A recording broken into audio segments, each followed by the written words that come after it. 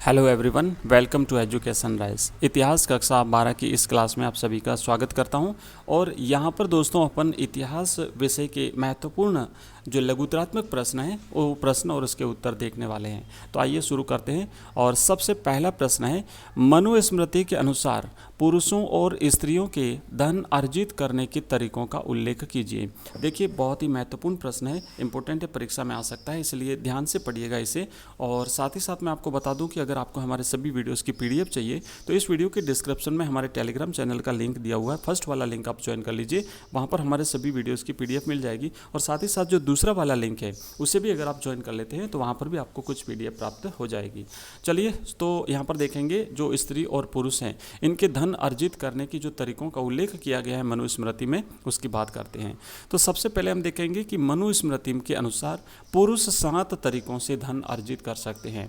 पहला है विरासत में प्राप्त संपत्ति से, दूसरा है खोज करके संपत्ति प्राप्त कर सकते हैं, तीसरा है कि पुरुष खरीद करके संपत्ति अर्जित कर सकते हैं, चौथा है विजय प्राप्त करके भी पुरुष संपत्ति अर्जित कर सकते हैं, पांचवा है निवेश करके पुरुष जो है वो संपत्ति अर्जित कर सकते हैं, छठा है कार्य द्वारा भी वो संपत्ति अर्जित कर सकते हैं, और सातवां है सज्जनों द्वारा दी गई भेंट को स्वीकार करके भी संपत्ति अर्जित कर सकते हैं। तो मनुस्मृति में ये पुरुषों के धन अर्जित करने के ये 7 तरीके हैं। एक बार फिर से याद कर लीजिएगा, विरासत, खोज, खरीद, विजय प्राप्त करना, निवेश करना, कार्य करना और सज्जनों के द्वारा दी गई भेंट। अब हम बात करते हैं स्त्रियों के धन अर्जित करने के तरीके। तो मनुस्मृति में स्त्रियों के धन अर्जित करने के 6 तरीकों का उल्लेख जो है वो किया गया है कि स्त्रियां 6 तरीके से धन अर्जित कर सकती हैं। पहला प्रकार है विवाह अग्नि के सामने मिली भेंट। विवाह के समय जो दहेज के रूप में जो भेंट दी जाती है, सामग्री दी जाती है, जो धन दिया जाता है, उसको यहाँ पर एक तरीका माना गया है। दूसरा तरीका है वधु गमन के साथ मिली भेंट। वधु को जब उसका गमन होता है, ससुराल जाती है, उस समय जो मिलती है सामग्री वो। नेक्स्ट है स्नेह के प्रतीक के रूप में मिली भेंट। और फिर है भ्राता, माता तथा पिता के द्वारा दिए गए उपहार।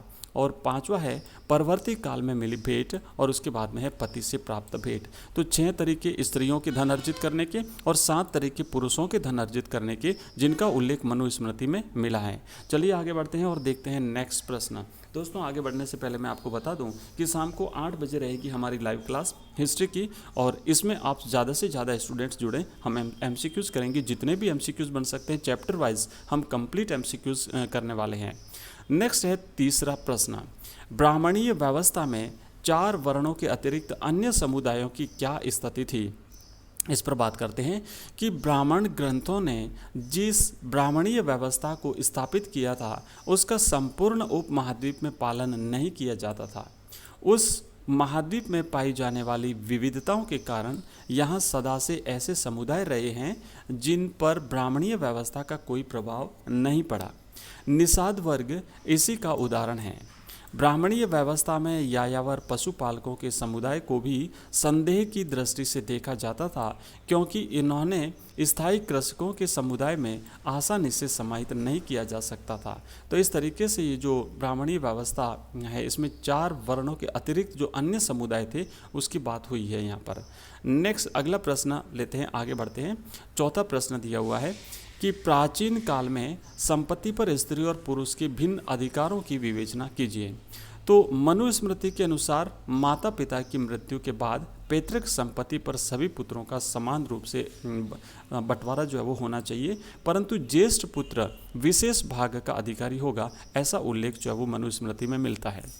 स्त्रियां इस पैतृक संसाधन में हिस्सेदारी की मांग नहीं कर सकती थी, परंतु विवाह के समय मिले उपहारों पर स्त्रियों का स्वामित्व माना जाता था। इसे स्त्री धन अर्थात स्त्री का धन कहा जाता था। विवाह के अवसर पर जो उपहार मिलते थे उसे स्त्री धन कहा जाता था, और जो पैतृक संपत्ति होती थी उसका जो बंटवारा होता था उसमें उसका कोई हिस्सा नहीं होता था। संपत्ति को उनकी संतान विरासत के रूप में प्राप्त कर सकती थी, और इस पर उनके पति का कोई अधिकार प्राप्त नहीं होता था। तो इस तरीके से प्राचीन काल में संपत्ति पर स्त्री और पुरुष के भिन्न अधिकारों की विवेचना की गई है। और नेक्स्ट क्वेश्चन है हमारा 5वां, लिखा हुआ है यहाँ पर कि हड़प्पा निवासियों का किन देशों से व्यापारिक संपर्क था। इस इंपॉर्टेंट क्वेश्चन है, अच्छी तरह से इसे याद कर लीजिएगा। लिखना है आपको कि हड़प्पा निवासी अरब प्रायद्वीप के दक्षिण पश्चिमी छोर पर स्थित ओमान से तांबा मंगवाते थे। ये इनका जो आसपास की जो दूसरी सभ्यताएं थी उनसे व्यापारिक संबंध है, तो ओमान से ये तांबा मंगवाते थे। मेसोपोटामिया के लेक दिलमुन यानी बहरीन द्वीप, मगान यानी ओमान और मेलुहा यानी हड़प्पाई क्षेत्र नामक क्षेत्रों से संपर्क की जानकारी मिलती है। हड़प्पाई सभ्यता को जो मेसोपोटामियाई ग्रंथ है उसमें मेलुआ कहा गया है और मेलुआ का अर्थ होता है नाविकों का देश। यह लेख मेलुआ से प्राप्त उत्पादों जैसे कार्निलियन, लाजवर्द मणि, तांबा, सोना, लकड़ी आदि का उल्लेख करते हैं। ओमान, बहरीन या मेसोपोटामिया से संपर्क समुद्री मार्ग से था। तो ये हमने देखे कुछ महत्वपूर्ण प्रश्न, और आगे आने वाली हमारी वीडियो श्रृंखला में आपको इसी प्रकार के इंपॉर्टेंट क्वेश्चन आंसर्स मिलते रहेंगे। तो जो नए स्टूडेंट हैं वो चैनल को सब्सक्राइब करें, साथ ही साथ जो इतिहास के स्टूडेंट हैं उनके साथ अपने फ्रेंड्स के साथ आप इस वीडियो को शेयर करें। Thank you very much.